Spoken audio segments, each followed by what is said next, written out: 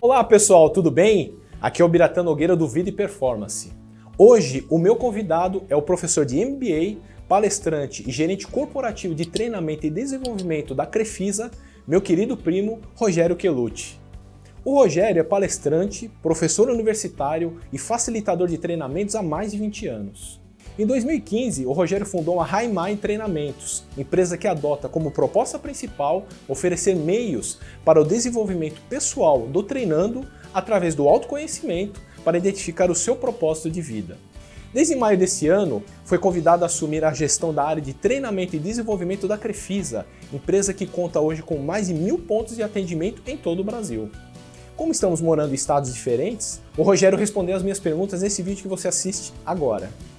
Antes de começar a responder, eu quero primeiro agradecer o convite do meu primo, Biratã, para essa oportunidade de falar aqui no canal Vida e Performance. E, primo, quero te mandar um grande beijo, um grande abraço e dizer que eu sou seu fã. Você é um dos caras mais inteligentes, mais educados, com mais garra que eu conheço. Para mim é uma honra poder dizer que eu sou teu primo. Rogério, em que momento da sua vida você identificou que tinha o dom para lecionar? Bom, eu não vou dizer que eu identifiquei o dom para lecionar, mas eu posso dizer quando começou minha trajetória lecionando. Eu comecei com 19 anos de idade fazendo trabalhos voluntários para crianças carentes de uma comunidade aqui da Zona Leste de São Paulo. Depois desse trabalho, passei a trabalhar também como voluntário, ministrando aulas de moral cristã num orfanato, na cidade patriarca, na Casa dos Inocentes. Junto a isso, passei a dirigir grupos de jovens e dar aulas para jovens, ajudá-los a responder aos seus questionamentos, encontrar um caminho de vida, dando orientação moral, orientação religiosa também. E isso me foi muito bom na minha vida, isso foi extraordinário, porque me fez perceber que cada vez que eu estudava um assunto para ensinar algo para alguém, eu aprendia muito mais. E na hora da interação na sala de aula, no final das contas, quem era beneficiado era eu, porque aquelas pessoas acabavam me passando muito mais valores, sentimentos do que eu podia imaginar que eu estava ali dando para elas. Inclusive eu falo que dar aula para as crianças carentes foi uma grande lição na minha vida, porque me deu a oportunidade de aprender que é possível ser feliz com praticamente nada. É possível ser feliz com coisas simples na vida, como aquelas crianças eram felizes, apesar de todo o sofrimento e toda a dificuldade. Bom, depois disso, quando comecei ali com 19 anos nesse trabalho, eu nunca mais parei. Eu passei a fazer palestras, passei inclusive a palestrar dentro do movimento espírita aqui em São Paulo. E junto a isso acabou vindo um convite para eu palestrar para empresas. Um belo dia, na plateia de uma palestra pública minha, uma pessoa me ouviu e falou: "Que fantástico o que você disse. Eu gostaria que você falasse tudo o que você falou aqui para os meus funcionários, para ajudá-los a se conhecer um pouco mais, para ajudá-los a serem um pouco mais amigos entre si e só não dar nenhum vínculo religioso." O que eu fiz de pronto, e a partir daí eu comecei o meu trabalho como palestrante. Então, não posso dizer que eu descobri o dom da oratória, mas eu posso dizer que eu descobri o prazer em me comunicar e dividir um pouquinho daquilo que eu sei e um pouquinho daquilo que eu aprendi com a vida. Como consultor, você já aplicou inúmeros treinamentos para áreas de vendas de grandes empresas. Com a grave crise que o país atravessou nos últimos 5 anos, quais são as atribuições principais que um vendedor deve ter para obter sucesso numa negociação? Bom, é verdade, Bira. Eu tenho o prazer de dizer que eu já atendi na verdade são mais de 25 anos trabalhando, fazendo palestras para empresas.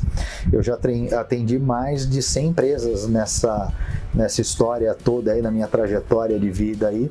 E eu calculo que talvez aí mais de 30 mil pessoas eu já tive o prazer de me comunicar com elas, dando cursos de vendas, de negociação, de liderança, de programação neurolinguística, de técnicas de comunicação e mais uma infinidade de assuntos. Mas falando especificamente sobre vendas, qual é o segredo numa situação como nós vivemos hoje para você ser um grande vendedor? O primeiro é acreditar. A primeira coisa é, se você está Se você se sentir derrotado, desanimado, você provavelmente não consegue performar. E eu não falo isso só para vendedores, eu falo para qualquer situação na vida. Há uma frase do Henry Ford que eu acho ela extraordinária. Se você acredita que pode ou acredita que não pode, das duas formas você está certo. Então a primeira coisa é acreditar. Mas não basta só acreditar, é preciso estar na direção certa. Existe um ditado aí no mundo do coach, que eu também trabalho como coach, que não adianta só energia, não adianta só velocidade, não adianta só força, você precisa ter direção certa. E hoje o que nós vemos como direção certa é que as pessoas não querem alguém empurrando alguma coisa. As pessoas quando vão buscar comprar algo, seja um serviço ou um produto, elas de verdade estão buscando resolver um problema. Só que muitas vezes isso envolve um investimento, um aporte financeiro que pode pôr a pessoa em risco.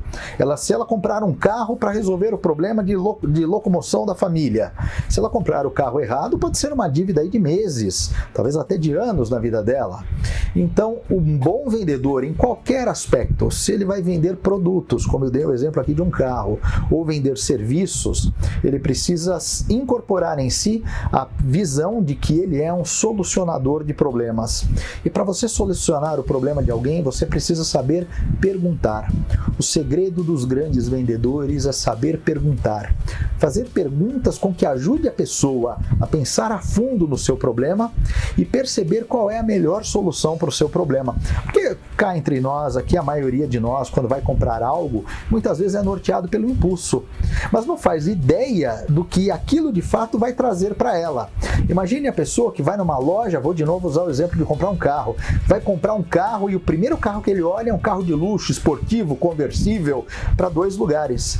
Naquele primeiro momento é o que lhe chamou a atenção, mas aquilo não resolve o problema dele, porque ele é pai de família, com 3 filhos, com a esposa, então um carro de 2 lugares não serve para ele, porque ele precisa de um sedã que comporte confortavelmente toda a família.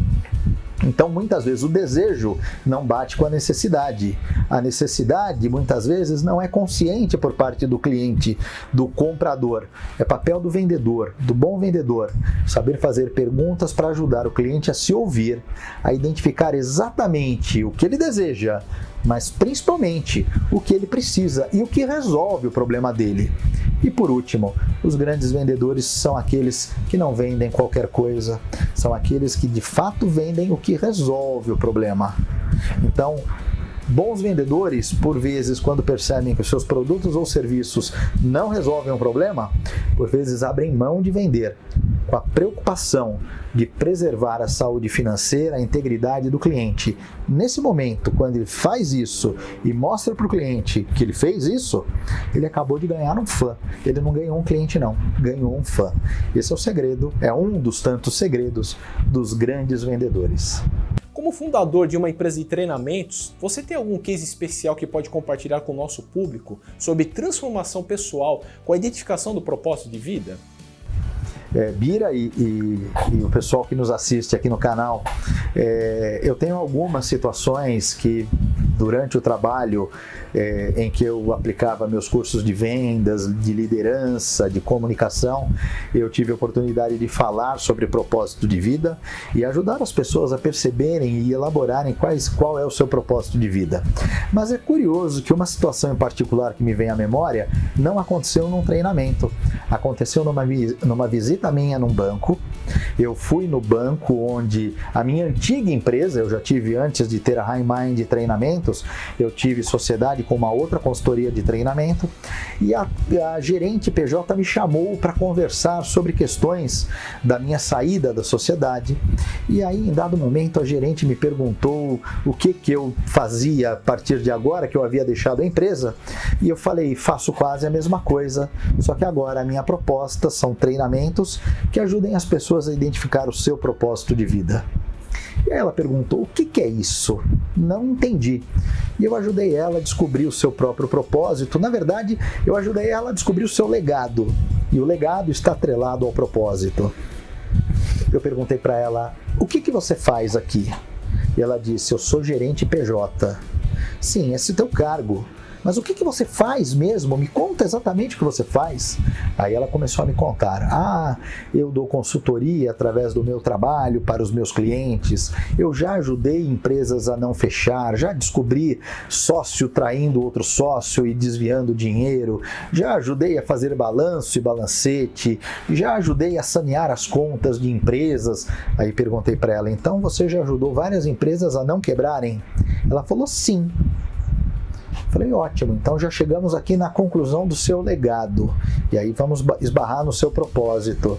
Ela falou, ainda não entendi. Eu falei, olha, isso era janeiro, nós estávamos no mês de janeiro, ou seja, havia acabado de passar as festas de final de ano e começo de ano, e eu comentei com ela o seguinte, eu falei, olha, para pensar que você com o seu legado, você foi responsável para proporcionar um Natal maravilhoso para talvez milhares de crianças. Ela falou, continuo sem entender. Vou te contar. Você, dentro de tudo que você me contou que você faz, ajudar empresas, descobrir desvio de dinheiro, ajudar a cobrir contas, a orientar empresários a não falir, provavelmente você salvou da falência inúmeros empresários. Ela falou, sim, tenho convicção disso. Se você salvou da falência inúmeros empresários, você também salvou o emprego de centenas de funcionários. Ela parou para pensar e falou, provavelmente. Se você salvou o emprego de centenas de funcionários, esses funcionários talvez tivessem 2, 3 filhos. Então, talvez, graças a você, ao seu trabalho, você foi responsável por oferecer um Natal digno, com presente, com ceia de Natal, talvez para milhares de crianças, filhos dos funcionários das empresas que não faliram graças ao seu trabalho. Aqui eu posso dizer que você é uma heroína anônima. Essas pessoas todas, os patrões, os funcionários e as crianças, jamais vão saber quem é você. Jamais saberão o que você fez por elas. Elas nunca vão te agradecer. Mas não tenha dúvida que aí no íntimo, no seu coração, você pode se sentir tranquila, porque você, como heroína anônima, você deixou um legado para o mundo. Como eu disse, ninguém irá te agradecer, mas esse é o seu legado. E talvez, se o seu propósito na vida fosse ajudar pessoas a serem mais felizes, ajudar pessoas a não terem tantos problemas financeiros, talvez nesse momento você encontrou dentro do seu propósito o legado ideal para a sua vida. Essa gerente começou a chorar. E ela, naquele momento chorando, ela disse, eu nunca tinha me visto desta forma. Eu nunca tinha percebido o quão bem eu já fiz, sem perceber, para tanta gente. E aí naquele momento ela falou, valeu meu dia, para mim foi ótimo, eu vou trabalhar com muito mais vontade, com muito mais afinco para ajudar as pessoas. Vejam, neste exemplo que eu dou, isso aconteceu em janeiro de 2016. Esse talvez seja o melhor exemplo que eu tenho de uma pessoa que se emocionou, que sentiu qual era o seu papel e que percebeu que ela estava vivendo dentro do propósito, ajudar pessoas através do seu trabalho. Esse é o melhor exemplo que eu tenho para contar. Como já abordamos aqui no canal, muitas pessoas hoje vivem angustiadas com medo de perder o emprego com o avanço da tecnologia e a implantação de inteligência artificial nas empresas. O que você tem falado para as pessoas nos seus treinamentos e aulas de MBA? Bom, o que eu tenho falado sobre esse assunto, curiosamente, semana passada, numa aula de uma turma de MBA, que eu ministro a matéria negociação, eu comentei algo parecido com os meus alunos. Eu comentei com eles exatamente sobre o que eles estavam fazendo ali na sala. Chamei a atenção deles, eu falei, parem para pensar o que vocês estão fazendo aqui. Vocês abriram mão de passar, essas aulas são de sábado, vocês abriram mão de passar o sábado com as suas famílias, de dormir até um pouco mais tarde, vocês abriram mão de alguma coisa muito importante para vocês, em troca de algo que aparentemente, neste momento, pode ser muito mais importante, principalmente para o seu futuro: capacitação e qualificação. O que eu digo para o mercado de trabalho, como de forma geral, não há tecnologia que supere um excepcional funcionário, não há tecnologia que supere conhecimento. Se você for muito bom naquilo que você faz, e se todos os seus colegas estão perdendo os seus postos de trabalho para computadores, para máquinas, saibam que em algum momento alguém especialista naquilo precisará, uma pessoa de carne e osso, uma pessoa física, precisará estar presente para passar as informações para um programador, para programar aquelas máquinas, para prepará-las para fazer o que elas precisam fazer.